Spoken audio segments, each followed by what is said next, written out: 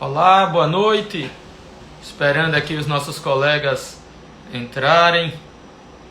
Doutor Bruno Souza, grande colega advogado. Doutora Luísa, nossa professora aí da comunicação do TRT, que essa semana vai nos dar uma aula aí na semana de formação. Grande doutor Bruno, Joana.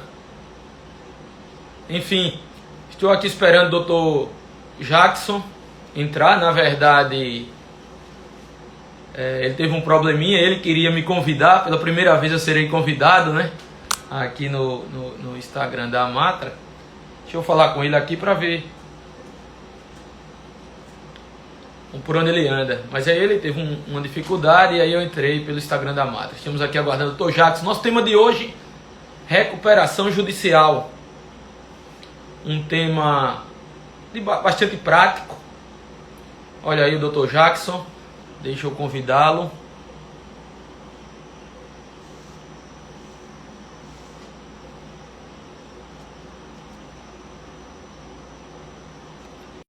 Doutor Mirabô, doutora Fabiola. Esperando só o Dr. Jackson nos aceitar aí para a gente começar. Olha aí, nosso professor tá aí. Doutora Alda também chegando. E aí? Vamos chegando, Dr. Jackson. Quanto tempo? Tudo jóia, Nitinho? Tô aqui. Então, o pessoal tá entrando aí, doutora Fabiola, doutor Mirabô, doutor Bruno, Luísa, Alda. Para falar aí da recuperação judicial. Eu não tô te vendo aqui. Como? Eu só não tô vendo a sua imagem, mas deve ser defeito aqui da meu Conexão. Insta. Eu creio. Estou lhe vendo Conectão. perfeitamente. Beleza, tá ótimo. Tirar aqui. Então, vamos lá. O que é que você manda aí, doutor Jackson? Recuperação judicial, aspectos trabalhistas. Vamos lá. Olha, hoje eu sou entrevistador, né? Eu sou mediador. Eu tava comentando há pouco que é a minha primeira vez na live nessa posição, né? Então é com muita honra que nesse momento eu vou passar a palavra aqui para o doutor Nilton Beltrão, um juiz que eu muito admiro, um juiz dedicado ao seu trabalho, estudioso, a nova geração do TRT-19 aí, vindo com força. Nilton representa muito bem essa nova geração de juízes antenados, juízes que conhecem profundamente a execução, juízes que não ficam de braços cruzados, especialmente em sede de execução. E em sede de execução, nós temos a Justiça do Trabalho, e devido até a esses nossos problemas econômicos, a dificuldade de economia brasileira, na Justiça do Trabalho nós enfrentamos, o advogado trabalhista enfrenta um grande desafio, que é justamente receber crédito trabalhista quando a empresa ingressa em recuperação judicial. Porque o processo simplesmente é suspenso e vai para um mundo novo para o advogado trabalhista, que é justamente o juízo universal da recuperação judicial. E nós ficamos um pouco que à margem dessa situação. O advogado trabalhista, por sua vez, sequer comparece a uma assembleia de credores e quando ele vê, ele está recebendo o valor dele com deságio, apesar do artigo 54 da Lei da Recuperação Judicial. Então, que determina, inclusive, que os salários em atraso sejam pagos em até um ano, né? Então, eu pergunto ao nosso entrevistado, o doutor Nilton, como é que ele vê esse quadro da recuperação judicial e como é que ele vislumbra essa jurisprudência nova que está saindo aí, da gente fazer IDPJ em relação aos sócios. Seria o meu primeiro questionamento. É uma vertente nova. Se ele vê como é que ele faz, como é que ele procede, será o crédito fica na recuperação judicial e a gente faz o IDPJ na Justiça do Trabalho, a competência é nossa, e esse valor vai para o exequente ou a gente tem de reverter para o juízo da recuperação judicial? Doutor Nilton, meu amigo, a palavra está convosco. Arrocha aí. Mais uma vez, boa noite a todos. Realmente, o tema recuperação judicial é um tema prioritariamente de direito comercial, mas com muito vasos intercomunicantes com o direito do trabalho, né? E é importante, logo no início da nossa fala, destacar que o objetivo da recuperação judicial está consagrado no artigo 47, que enaltece a preservação da empresa, o soerguimento da empresa. Evidentemente que aqui, a princípio, não se trataria de um soerguimento à margem do cumprimento da função social da empresa. A gente poderia pensar, mas que função social seria essa? Eu gosto de socorrer muito do artigo, salvo engano, 82 da Constituição, que diz que, embora fale lá da propriedade rural, mas que serve de supedâneo de fundamentos para a propriedade em sentido largo. Que a propriedade cumpre sua função social quando ela respeita, a observância das regulamentações de trabalho, quando ela favorece o bem-estar de empresários e trabalhadores. Então, a gente nunca pode perder, pelo menos, principalmente nós da Seara Trabalhista, doutor Jackson, esse baluarte que quase, vamos dizer assim, que 90% da nossa jurisprudência, os conflitos envolvendo juiz do trabalho e justiça federal, juiz estadual, na verdade, que é quem compete o processo de recuperação judicial, é resolvido no âmbito do STJ, conforme o artigo 105 da Constituição. E o Concordo. STJ, ele tem como premissa, eu diria que muito mais do que premissa, como baluarte, como alicerce, como um santo grau, a preservação da empresa. E a partir desse princípio, que eu acredito que nesse atual momento, que a gente completa 15 anos da Lei de Recuperação,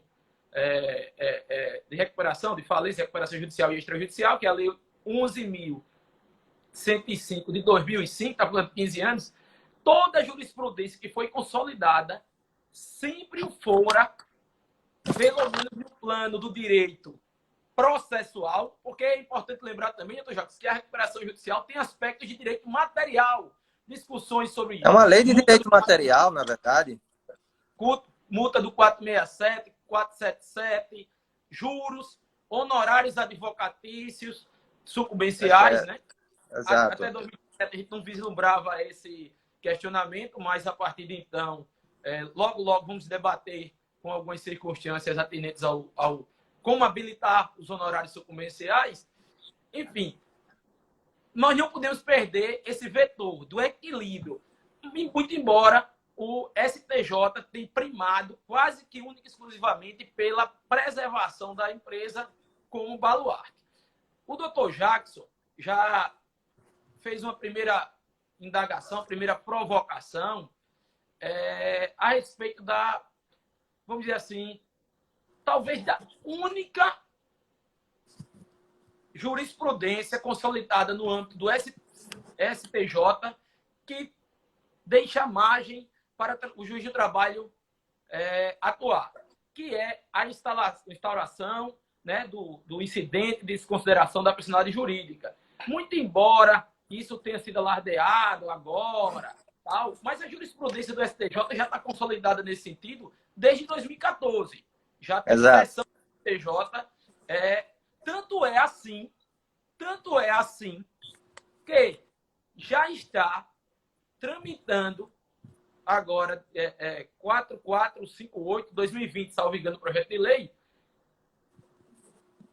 colocando obstáculos a esse procedimento. O que é que o doutor Jacques me perguntou? Se a instauração da desconsideração da personalidade jurídica, do incidente, era uma saída para, vamos dizer assim, evitar essa blindagem jurisprudencial que acomete os trabalhadores quando tentam impulsionar a sua execução trabalhista. Sem sombra de dúvida, eu diria muito mais, que não eu diria que é a única saída hoje e que pode ser impulsionada o processo de trabalho na fase executória, doutor Jackson.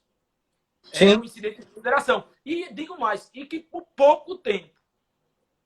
Agora eu pergunto o seguinte, quais são as condições que você vê para a instauração do IDPJ? O fato, por exemplo, da longa demora naquela recuperação judicial específica, ou o privilégio do credor trabalhista, ou simplesmente o artigo 28, parágrafo 5º do CDC.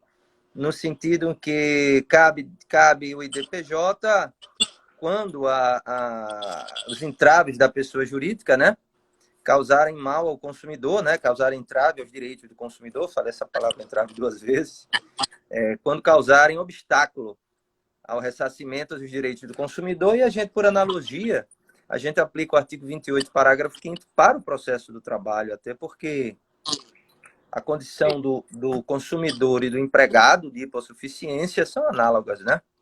Aí eu te Exato. pergunto, quando é que seria o momento, quando você tem ciência que aquela empresa entrou em recuperação judicial e você suspendeu sua execução, qual seria o momento da declaração do IDPJ e quais os fundamentos para essa declaração? Como é que você está fazendo?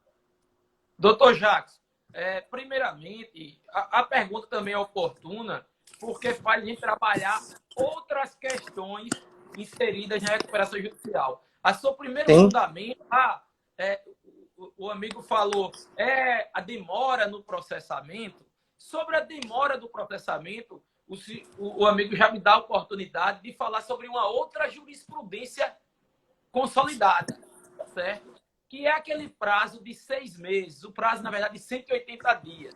Perfeito. Que serão suspensos durante 180 dias a partir do pedido, né? E a lei, o artigo 6º, ele é peremptório. Ele chega a cometer pleonasmos. Ele diz, salvo engano, que será processado no prazo improrrogável de 180 dias e que em nenhuma hipótese haverá prorrogação. Mais ou menos isso.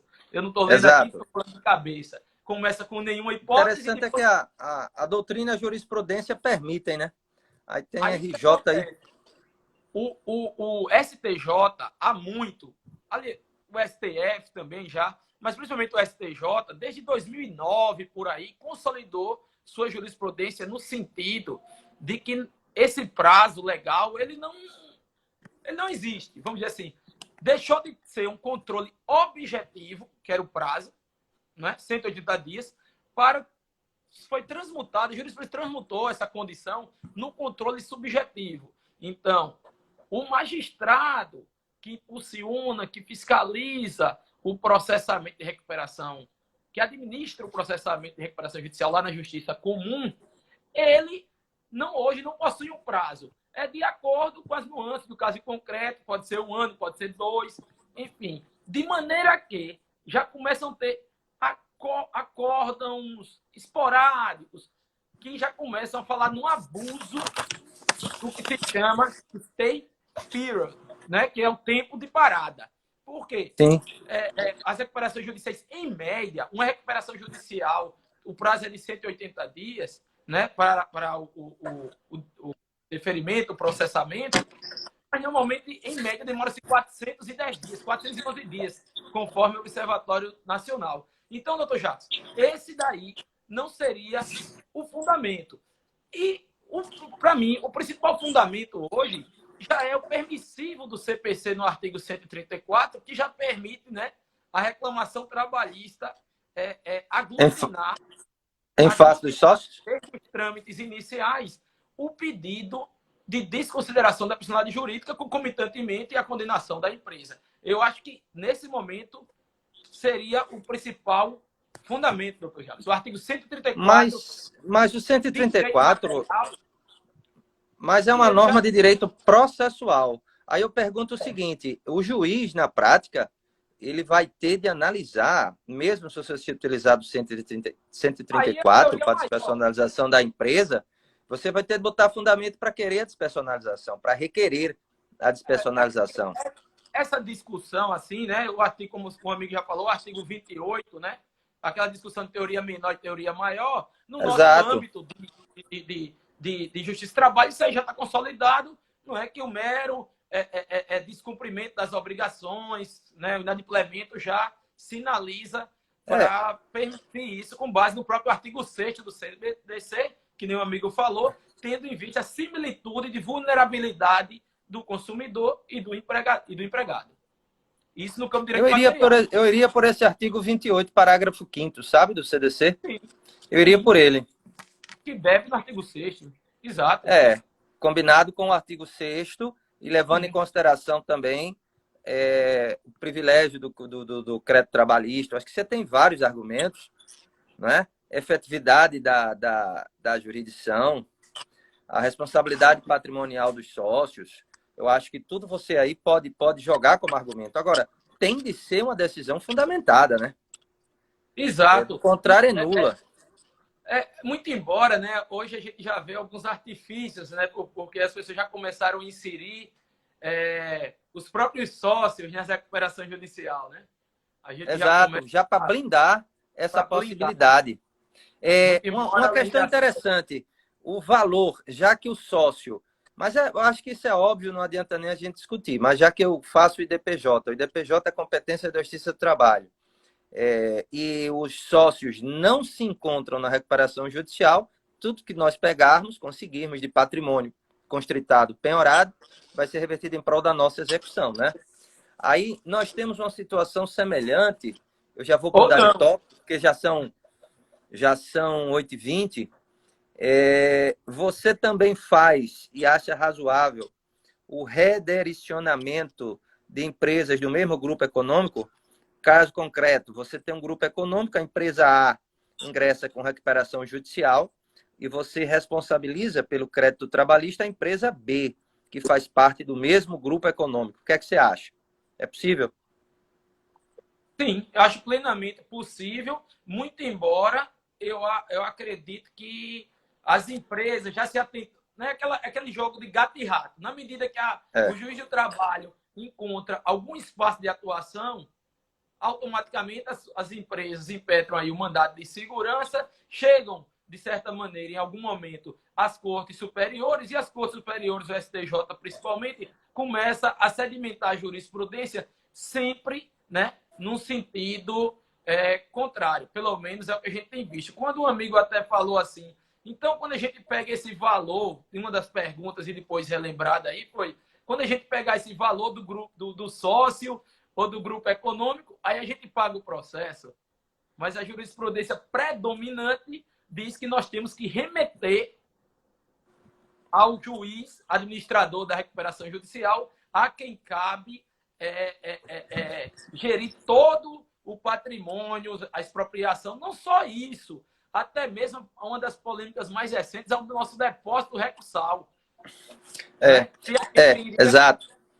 Possibilidade de a gente liberar, né? Mesmo com o trânsito de julgado, ou teríamos que enviar para lá, quando a empresa solicita que envie para lá. Interessante, né? É que não tem um fundamento razoável para essa visa atrativa do juiz universal, uma vez que os bens do sócio não estão na recuperação judicial. Somente os bens da empresa. Somente se o juiz o juiz do juiz universal despersonalizar, o que lá ele talvez poderia fazer nos casos de fraude. Agora, é interessante, eu conheço essa jurisprudência, TST, inclusive tem um acordo agora recente, do ministro Felipe. Mas assim, né, é uma coisa, você não acha que fica um pouco estranho? A gente executa e remete todo o valor para lá, novamente, para eles fazerem depois um plano de deságio. Na verdade, a gente, teoricamente, a gente não poderia nem executar. Por exemplo, se nós temos por exemplo, o caso sui generis, e que demonstra toda a nossa impossibilidade de se trabalhar uma reclamação trabalhista de uma empresa em processamento e recuperação judicial, é o dos que eu falei há pouco, do RO. Veja, o valor já está nos autos. O artigo 899, parágrafo 1º da CLT, né, diz que, com o trânsito em julgado, é de imediata liberação, ele é transmutado de garantia, de pressuposto recursal para pagamento. Mas nem nesses casos, a jurisprudência predominante, uníssona do STJ, inclusive também já temos SDI 2 do TST, Exato. que nem isso nós podemos liberar. E digo mais, o artigo... Há uma tipificação penal, né, que a lei de recuperação, a lei 11.101, né, 2005, ela tem tipos penais. E o artigo 172 prevê que incide no tipo penal aquele que onera patrimonialmente, tal, né? Quer dizer, de Exato. repente, nós poderíamos incidir, claro, estou pensando talvez longe do tema anterior, mas até mesmo no crime de abuso de autoridade, né? Sim, Caso sim, a por que gente não? libere o valor, não é? É verdade, eu Então, concordo contigo. não é? Então, a jurisprudência tem se consolidado e, conforme o amigo diz, de forma bastante, praticamente neutralizando toda a principiologia no que tange a prioridade dos créditos de natureza alimentar. Trabalhista. É, É até interessante, você concorda comigo que um advogado trabalhista ele tem agora de ser especialista em RJ, porque, na verdade, se ele não quiser perder todos os créditos com deságio, ele tem de participar devidamente munido de procurações, ele tem de participar das assembleias, ele tem de participar da votação do plano, inclusive o crédito trabalhista é privilegiado lá também, em termos de voto. Porque o que eu vejo é um desconhecimento e desinteresse. Às vezes o advogado trabalhista, quando ele vai habilitar o crédito, habilita perante o juiz e não perante o administrador judicial. É uma coisa assim perfeitamente. que eu vejo assim tão básica, né?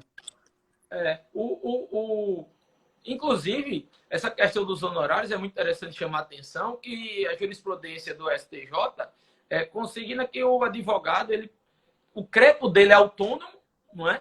Mas se submete à recuperação judicial. E ele é legitimado concorrente. Quer dizer, quando ele habilita o dele, ele tem legitimação tendo em vista o princípio da causalidade. Se a gente, por exemplo, uma vara do trabalho, quando imita a certidão, não pode fazer só do trabalhador, tem que fazer dos honorários. E vice-versa. Verdade.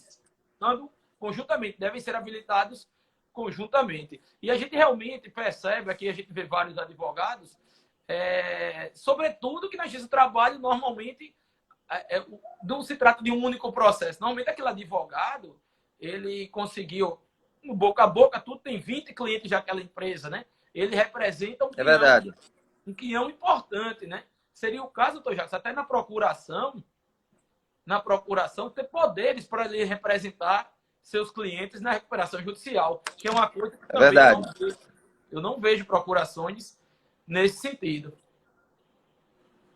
Não é isso? Concordo em gênero, número e grau, porque reclamar para o juiz do trabalho não vai adiantar de absolutamente nada. O campo de batalha dele vai ser o juízo da recuperação judicial. Exatamente. Na verdade, doutor Jacques, havia mais uma antinomia, vamos dizer assim, da jurisprudência, mas uma antinomia do ponto de vista assim, né, do que eu vou chamar assim de um arraigamento da jurisprudência em sobrepujar o valor social do trabalho, de certa maneira até transferir o ônus de empreendimento em demasia, né, para os credores, não só trabalhistas, mas aqueles que, por exemplo, tem alienação fiduciária lá com o equipamento da empresa e não recebeu e a empresa está fazendo uso daquele equipamento, né? A gente vê aí até aeronaves, né, que o credor, a empresa continua em atividade, ele não recebe e a empresa está utilizando aquele equipamento, um avião, por exemplo, né, o leasing e por aí vai. Exato. Alienação fiduciária. E a gente vê que esse arraigamento da jurisprudência do STJ, sempre prestigiando, com base no artigo 47, o soerguimento a qualquer custo da empresa, tem praticamente aniquilado, à exceção dessa única possibilidade, qualquer espaço de atuação. Qualquer espaço de atuação. É verdade. Não é? A gente fica preocupado, mas não tem muito o que se fazer. A gente percebe assim que no segundo grau, é bem verdade, vários tribunais têm decisões favoráveis a prosseguimentos, a manutenção do depósito, o depósito do RO, né, a garantia. Existem decisões, mas quando a gente vai para o âmbito do STJ, nos conflitos, aí a gente vê que o nosso espaço praticamente está restrito aí, conforme o amigo bem enalteceu, ao incidente de desconsideração da personalidade jurídica. E digo e repito, Concordo. por enquanto, porque já está em trâmite um projeto de lei para colocar obstáculos a essa escapatória, vamos dizer assim. Concordo. Inclusive, em alegações de fraude, nem a competência é nossa, é do juiz da execução. Eu digo isso porque, em sede de recuperação judicial, eu peguei uma alegação de fraude muito bem fundamentada por um advogado. No início eu dei até uma liminar, mas depois eu vi que eu estava fazendo besteira, porque a competência do juiz da recuperação judicial, a declaração ou não de fraude. Fraude, no caso, fraude contra fraude à execução, que é no curso do processo. Uma outra questão, a gente pode abordar, eu ainda tenho mais algumas, manutenção das penhoras realizadas antes do processamento da RJ. O que é que você acha? Coisa antiga, mas... Da mesma maneira, a situação está tão complexa e complicada que até os créditos extras concursais, já que eu vou abrir um parênteses, né? A recuperação judicial, ela age sobre os créditos existentes até a data do deferimento, certo? Então, toda um contrato... E aí a gente tem uma divergência, a princípio, que é que constitui, não é uma questão até didática, o crédito concursal. Concursal é o contrato de trabalho, a vigência do contrato de trabalho ou a sentença? É aquela questão que a gente teve há muito tempo com a questão do recolhimento do INSS, né? Sim. Porque, às vezes, por exemplo, empregados que trabalharam ao mesmo tempo, né, eles têm processos diferentes, processos judiciais diferentes, a depender até mesmo da vara, né? E um tem a sentença antes do deferimento, habilitou, e o outro tem depois. Esse estaria fora. Então, a jurisprudência também do TJ e do TST entendeu que é indiferente o momento da decisão judicial. Predomina hoje a questão do contrato de trabalho. Se o contrato, a relação, o crédito nasceu com o contrato de trabalho. Então, tudo que foi antes, mesmo que a sentença saia depois, será crédito concursal. E aí, doutor Jackson, vamos falar então do crédito não concursal. O crédito não concursal seria aquele contraído já durante a recuperação judicial. Aquele que foi necessário para a manutenção da empresa. Seriam aqueles trabalhadores que estão prestando serviço já na fase de soerguimento da empresa. Compreendeu-se que esse credor ele é extraconcursal. Ele tem prioridade até aqueles que trabalharam antes. Por quê? Sim. Porque ele estaria trabalhando justamente para alavancar a empresa. Ele assumiria o risco de de trabalhar para uma empresa que já estava com insuficiência financeira. Exato. Mas, quase, doutor Jackson e os nossos queridos advogados aqui presentes. Hoje, lembra do limbo previdenciário? Lembro. Então, agora temos o limbo da recuperação judicial. O extraconcursal, as jurisprudências mais recentes já dizem que não, nem esse, veja, que a literalidade permite a execução, né? Já que foi crédito nascido a posteriori, que a Justiça do Trabalho não teria competência para expropriar um bem sem ter autorização, vamos dizer assim, a chancela do juiz de um procedimento de recuperação judicial. Dá para acreditar, doutor Jackson? Nem o extraconcursal? Difícil, né? Como trabalhar? É verdade. Estamos de mãos atadas. A situação... Eu acho que o campo de batalha deve ser no juízo da recuperação judicial, porque é muito frágil o plano de recuperação judicial. Se os credores se unem e não aceitam o plano, o que acontece? É falência automática. Aí, o que você vê na prática? Advogado deixa, o Deus dará, e eles parcelam verbas rescisórias, fazem muita coisa em detrimento assim, do recebimento inteiro do crédito do trabalhador. E, o que você acha, levando em consideração essa temática, né?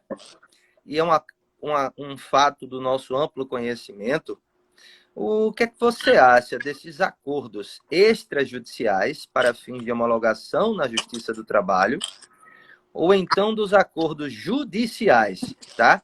São duas coisas diferentes.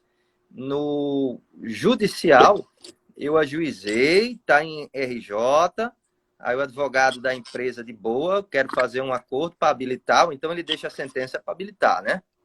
Um acordo assim num valor aproximado.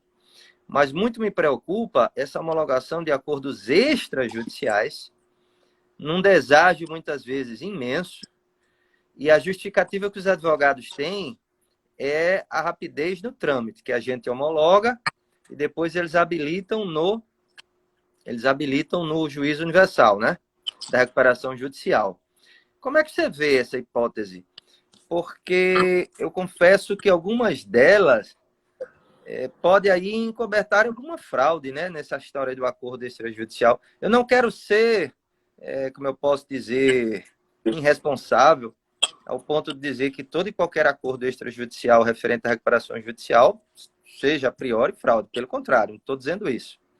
Mas eu estou dizendo dessa possibilidade, né? Que existe essa possibilidade. Como é que você vê essa homologação? Você faz ela com tranquilidade? Quais são os cuidados que você toma? Como é que você vê isso na prática, meu dileto amigo Newton Beltrão? Doutor Jackson, na verdade, eu vejo com muita recalcitrância, sou bastante refratário e confesso não compreender a razão lógica do advogado, nossos colegas, fazerem acordos, não é? Exato. Não aguardar a sentença. Primeiramente, esse crédito, na maioria das vezes, diz respeito somente a verbas decisórias. Exato. Já é para ser levado em consideração. A segunda questão é que eles não vão ganhar qualquer tempo quando os advogados da empresa comentam: mas você vai ganhar tempo. Ganha tempo de 3 semanas, 1 mês, que demora uma sentença de verbas rescisórias, 15 dias. Às vezes sai no mesmo dia, no outro dia sai mesa, muitas vezes da palavra do Dr. Jackson. Então, primeiro, eu vejo como uma atuação, de certa maneira, eu não consigo compreender tão certo uma atuação atécnica, vamos dizer assim, do ponto de vista lógico, até do ponto de vista pecuniário. A segunda questão, eu vou para o campo jurídico. Veja, uma empresa que está de recuperação judicial, ela não pode fazer ato de disposição de patrimônio. Eu, agora há pouco, falei do crédito de natureza extra-concursal. Foi. Não concursal. Que a jurisprudência é refratária à atuação do juiz de trabalho, ou predominante, liberar qualquer crédito, estou falando de crédito dentro dos autos. O que pensar, não é, de crédito fora dos autos, de acordo com a homologação extrajudicial? Na verdade, doutor Jacques, se for levar a legislação ao pé da letra, ambos os advogados e o juiz de trabalho estão correndo o risco de incidir no tipo penal. Exato. Porque é vedado a disposição de patrimônio da empresa durante o processamento de recuperação judicial. A grosso modo é isso. Inclusive, isso é tão latente que a súmula... os próprios advogados da empresa, eles às vezes propõem um acordo, mas na própria petição é outro anacronismo, porque na petição dele, ele pede muitas das vezes, quando vai a sentença, a aplicação, por analogia, da súmula 388, que diz que não se aplica o 4 do TST, que não se aplica a multa do 467, 477, em empresa, né? De fato. Ele pede o raciocínio analógico, que eu acho até lógico, apesar da jurisprudência predominante do TST dizer o contrário, né? De que se aplica o 467 e 477 em empresa de recuperação. Mas veja, quando ele pede isso, ele pede pautado em quê? Salvo engano, no artigo 61 ou 64 da lei, fala lá que a empresa não pode dispor de patrimônio. Então, ela não pode pagar aquele acordo fora da RJ. Exato. Essa é a razão também pela qual ele pede a extinção, a não aplicação da multa do 467. Porque não teria lógica o doutor Jacques, o doutor Newton, condenar no 467 se a empresa está impedida legalmente de pagar as verbas decisórias. Exato. Ela tem que mandar aquele valor para recuperação judicial. Então, veja, você, ao mesmo tempo que ele pede o 467, às vezes propõe um acordo. Não é? Então, eu vejo com bastante. Um pouco esdrúxula, né? Então, Estranho. eu vejo de forma bastante anacrônica, tanto a atuação em defesa do seu cliente, porque não está colocando nem de tempo, não se ganha tempo, em uma recuperação judicial aí, que demora 1 ano, 2, 3 anos, né, até chegar a algum valor na mão do trabalhador, 15 dias, 3 semanas, que se fique demorando, aguardando uma sentença trabalhista, não vai trazer qualquer prejuízo, pelo contrário. Vejo até, viu, doutor Jacques, para a gente pensar, isso aí no campo da reflexão que eu ainda não pesquisei. A questão da multa, da cláusula penal nos acordos desse tipo, né? É verdade. Se isso aí seria possível, se seria lícito, né? Já que está penando a empresa que está no processo de recuperação judicial e não pode dispor do seu patrimônio. Porque justamente, como nem o amigo falou há pouco, né, tem o princípio do par condition, tal, na habilitação da via atrativa do processo de recuperação judicial. Porque lá serão pagos, né, ao mesmo tempo, seguindo a mesma filosofia, de acordo com o que foi deliberado na Assembleia Geral dos Credores. E quando você paga na Justiça do Trabalho dá muito aso a ser uma fraude. Você escolheu quem foi o diretor da empresa, está ocultando patrimônio, não é? Então, a gente, às vezes, até como juiz do trabalho, não tem a concepção do macro, não é? Do que tem, qual é o passivo dessa empresa na recuperação judicial. A ideia da lei é essa. A gente sabe que, às vezes, as coisas não funcionam como deveriam, e que a jurisprudência dos tribunais superiores estão bastante, que eu vou data máxima vênia, complacente, não é? Ou, em outras palavras, prestigiando a livre iniciativa, né? Em detrimento, muitas vezes, não só o valor social do trabalho, mas ao crédito, né? Porque ali nós temos não só créditos trabalhistas, mas, como eu falei há pouco, temos créditos de pessoas que colocaram bem, não é? Da empresa, um bem importante, como um avião, e não estão recebendo nada por aquele aluguel, por aquele, enfim, contrato, né? Então, é muito além. A gente fala muito do credor trabalhista em razão que é o nosso próximo e realmente é o mais, vamos dizer assim, talvez seja o nosso objeto de trabalho, né? A nossa maior preocupação. Deixa de ser, né? Estou falando sobre o salário mínimo em regra, né? É diferente daquela empresa que tem 30 aviões, 20 aviões. O cara, evidentemente, não vai passar. Pode quebrar, mas necessidade não vai de comer, não vai ter, né? Não vai dever na padaria. Exatamente. Não é isso, doutor Jacques?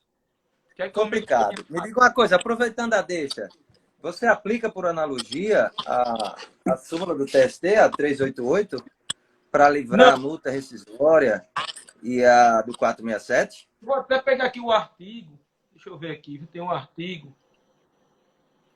Eu tenho isso aqui na minha... Eu acho que não... Eu sigo a jurisprudência predominante do TST, não é?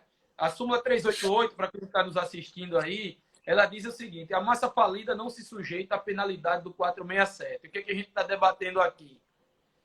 É que o fundamento dessa jurisprudência é que a massa falida ela não dispõe do seu patrimônio, não é?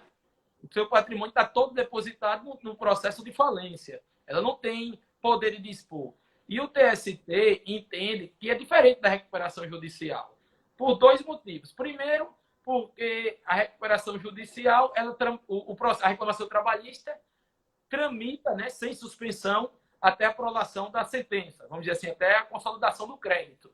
Não é? Então, a multa do 467 e 477 antecederia Isso é um ponto. O segundo é que o artigo 5º, ele exclui algumas multas, algumas coisas que não deverão, do artigo 5º da Lei de Recuperação, algumas verbas que não devem participar. Deixa eu ver aqui o artigo 5º, o que é que diz. Não são exigíveis o devedor, as obrigações gratuitas, as despesas, tal. E nele não incluiu as multas decorrentes da legislação do trabalho, né? As multas do direito material, não as multas administrativas, de DRT, evidentemente. Então, a jurisprudência do TST se assenta nesses fundamentos e diz que a recuperação judicial é uma coisa e a falência é outra. Mas se nós observarmos o artigo 66, eu falei 62, 64, mas 66, achei aqui, fala, após a distribuição do período de recuperação judicial, o devedor não poderá alienar ou onerar bens ou direitos de seu ativo permanente. Certo?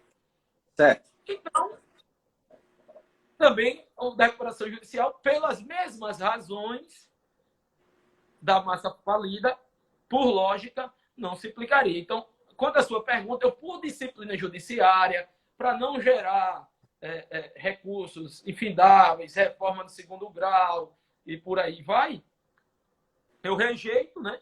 E defiro a multa do 477 e 467, julgo procedentes. Mas, já na sentença, reservada a minha questão lógica, que eu não vejo lógica nesse sentido. E isso aí, vamos dizer assim, é favorável ao trabalhador, porque nós estamos falando nos aspectos de direito material, né, doutor Jacques? Porque se isso fosse na aspecto processual, o STJ já teria dito que aí se aplicaria o artigo 66, sob pena de incidir no artigo 172, que eu vou ler aqui, doutor Jacques. Leia.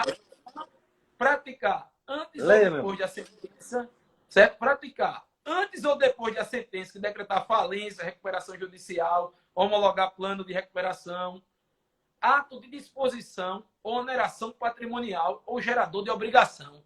Olha, será que a gente pode colocar as três num acordo desse? É fato. Pergunta interessante, né? Eu estava refletindo aqui, nunca vi nada. A doutora Simone está perguntando. Doutor Jacques, dá uma olhada aí no chat, que eu não observei se tem perguntas. Rapaz, eu estou sem acesso aqui ao chat. Eu vou dar uma olhadinha. Eu estou sem acesso até a sua... Eu estou sem acesso até como é o nome? A sua imagem. Deixa eu caminhar aqui um pouco para ver se melhora aqui essa internet aqui. Não está perdendo de grande coisa não, que eu não tenho uma cabeleira bacana como a de você. Deixa eu ver aqui. Só. Nossa diretora agora de Arapiraca, doutora Simone, para quem não sabe, não é mais diretora de Cururipe, ela é diretora da 2ª Vara de Arapiraca. Ela tá que coisa boa. Doutor Sérgio é o titular, né? Senhores, certo, ela é o braço direito do doutor Sérgio. Quando o exequente habilita seu crédito no juiz de RJ, o prazo trabalhista ficaria sobrestado em arquivo provisório ou a execução seria extinta. Isso aí, a consolidação geral, ela disciplina o procedimento de forma bem detalhada, né? Salvo engano, lá por volta do artigo 79, a gente pode confirmar aqui, 80, alguma coisa assim, ela disciplina lá, né, a quem incumbe habilitar, que a vara pode expedir a certidão, e aí a gente vê que alguns colegas realmente colocam no arquivo provisório, outros declaram a execução extinta. Eu não vejo nenhum problema em declarar evidentemente depois de que ele está habilitado, né? Que a gente tem informação que ele está habilitado, já que o pagamento ocorrerá lá. E até pela jurisprudência quase que uníssona em todos os aspectos de direito processual, o juiz do trabalho está de mãos atadas, não é? Ele não tem o que fazer. Então, ficar com a execução aberta, depois de o crédito ter a certeza, a informação que o crédito foi habilitado, às vezes pode soar para algum colega uma cautela, mas é uma cautela da qual ele não tem nada para fazer. Ele vai deixar o processo passar, mas acredito também ser sem sentido. Deixa eu ver se tem mais alguma coisa aqui. Qual o limite temporal para a espera do juiz do trabalho? Doutora Simone, a jurisprudência, a gente já falou há pouco, né? Aquele prazo chamado aí, por quem gosta de inglês, aí, né? Os doutos falam state period. Eu não sei se a minha pronúncia state period, mas é a parada, né, o período de parada. A lei fala em 180 dias, no artigo 6º, suspende os execuções de 180 dias, mas a jurisprudência logo se firmou com 4 ou 5 anos que, na prática, realmente esse prazo é quase impossível de ser observado. O que a gente reclama hoje é pela demasia, né? Porque a gente sabe que às vezes demoram 2 anos ou 3 anos. Fora outras recuperações judiciais, né? É Exatamente. um problema Então, isso. qual o limite temporal para espera pelo juiz trabalhista? Não há. Não há qualquer prazo. A lei fala, né? Salvo em nenhuma hipótese e prazo improrrogável. Mas a interpretação foi de que o prazo é prorrogável e que qualquer hipótese. Ou seja, a literalidade conseguiram interpretar uma norma peremptória em sentido oposto, né? De Eu fato. penso que esses PLs que vêm aí já devem tratar também desse tema. Eu sei que uma das temáticas do PL, doutor Jacques, realmente deve se A grande debruçar. questão é que quando mexe na recuperação econômica, né? E devido a esse, você une tudo, né? Você une a nossa economia em crise, até essa questão das pandemias, o lobby das empresas é muito forte. Eu fico impressionado com quão forte é o lobby das empresas de construção civil, das empresas de construção pesada, etc., da grande indústria brasileira no nosso Congresso, né? Ô, doutor Então, Jacques, tudo que venha assim para melhorar a recuperação judicial, ou seja, para beneficiar, no caso, para propiciar, pelo menos em tese, o soerguimento da empresa, acredito eu que isso aí vai ser sempre alterado. Acredito que o clima aí está mais do que favorável em Brasília para que esses ajustes, né, na Lei 11.101 sejam feitos. Mas esse é o grande problema, né? É porque nós, do trabalho, nós vamos ficar de mãos atadas, né? É aquilo que você falou. Vamos ainda, durante um breve período de tempo, ainda fazer IDPJ de sócio, né? Inclusive, isso aí agora renova. A doutor Jacques já perguntou uma vez, outras pessoas já me falaram, as colegas aí da Matra 12, perguntando, posso executar os sócios? A gente repete que hoje, praticamente, isso aí é tranquilo, o STJ tem permitido. Exato. É a única, eu diria que é a única. Estamos na lanterna dos afogados e essa é a única luz, a única luminosidade que a gente consegue ver nesse túnel. E antecipei aqui que já tramita um PL, agora de 2020, para tratar e talvez neutralizar essa. Eu acho que eu caí. Estão me ouvindo aí? Newton, tá escutando? Colocam aí algum cenário aí se. Eu acho que ele teve problemas aqui. Eu acho que eu estou, né? Quem caiu foi o Dr. Jacques, é isso? Eu acho que ele teve problemas aqui na transmissão dele. Newton? Dr. Jackson? Oxi. Vamos aguardar só um pouco aqui o colega Newton Beltrão. Tudo certo. A Matra 12 aí, meus colegas. Minhas colegas Newton? da Matra 12. Perfeito. Só mais um Carolina pouco, aí também dando ok. Vamos ver se a gente consegue aqui contato com ele. Prejudicada. Então, o PL...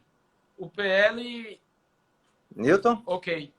Tranquilo. Então, a relação entre eu e o Dr. Jackson é que está virtualmente estremecida. Tranquilo. Então, seguindo. Obrigado pelo feedback aí.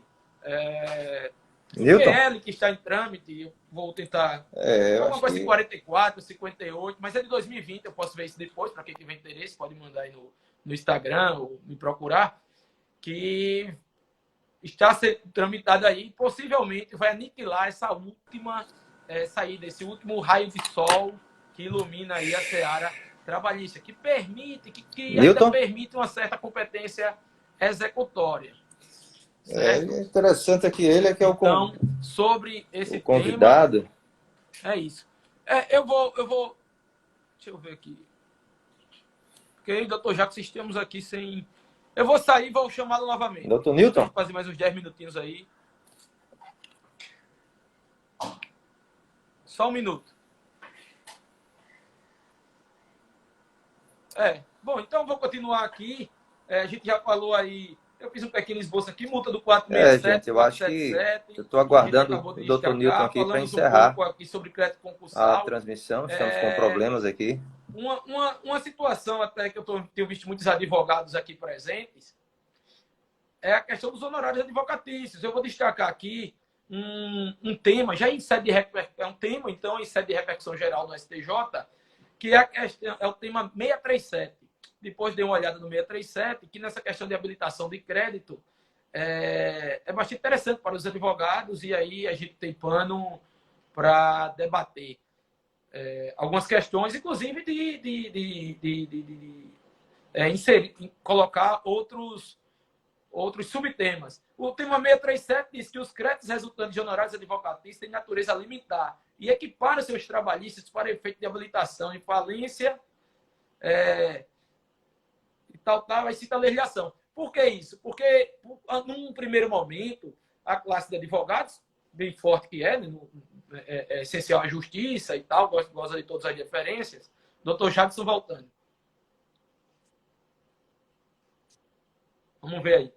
Então, a OAB e as associações, viu? Agora Eu sim. estava aqui falando da questão dos honorários advocatícios. Mas me diga uma coisa, você perdeu a conexão ou fui eu? Acho que foi você, pelo que o pessoal disse aí, mas já superado. Vamos. Tá. Vamos aqui nos finalmente, né? Temos 5 minutos. Eu estava falando aqui, aproveitando muitos advogados presentes, e o tema de repercussão geral 637 do STJ, que disciplina alguma coisa relacionada aos honorários advocatícios comerciais, procedimentos de habilitação, porque em determinado momento as associações dos advogados, a própria OAB cogitou, com a força que lhe é peculiar, por ser um dos entes essenciais da administração da justiça, conforme o artigo 133 da nossa Constituição, cogitaram do crédito dos honorários sucumbenciais serem créditos extraconcursais, já baseado nos fundamentos de que o crédito não nascia fora autonomia, que aí o Supremo Tribunal Federal já deixou claro naquelas questões de precatório que se trata de crédito autônomo, não é totalmente desvinculado do crédito nascedouro, né, do que ele causou, mas essa tese foi refutada. Então, o honorário sucumbencial acompanha o crédito trabalhista, vamos dizer assim. É o tema 637 do STJ.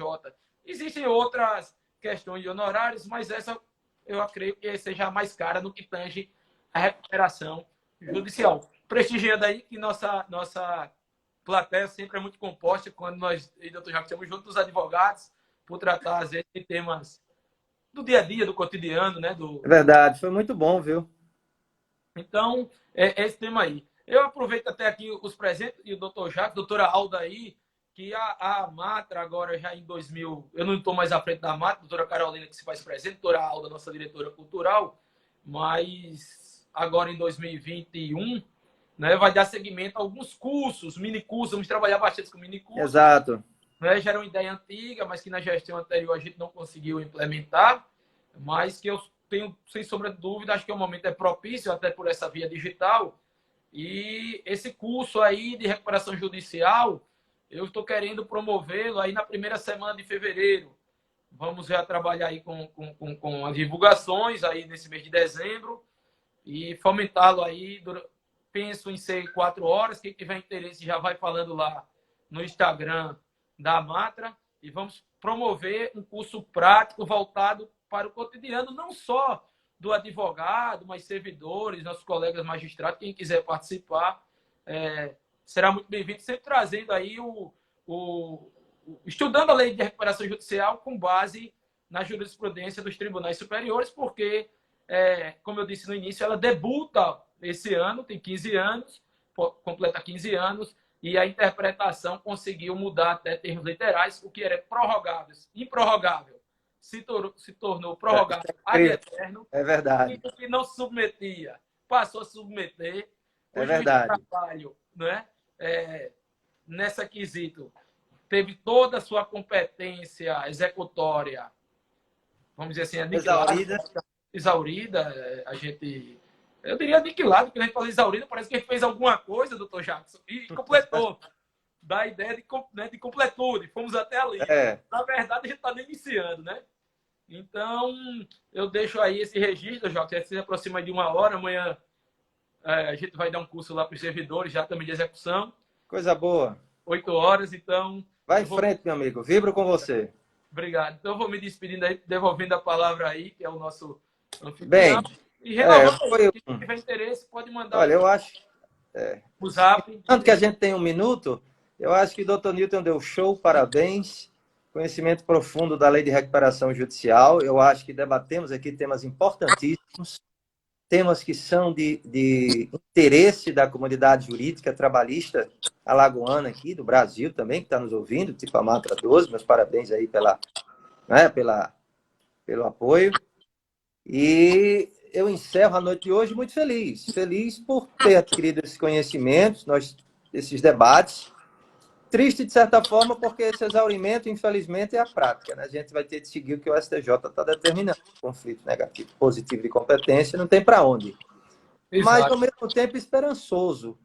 De certa forma, quanto mais conhecimento o advogado trabalhista tiver sobre a recuperação judicial, melhor ele saberá enfrentar a situação.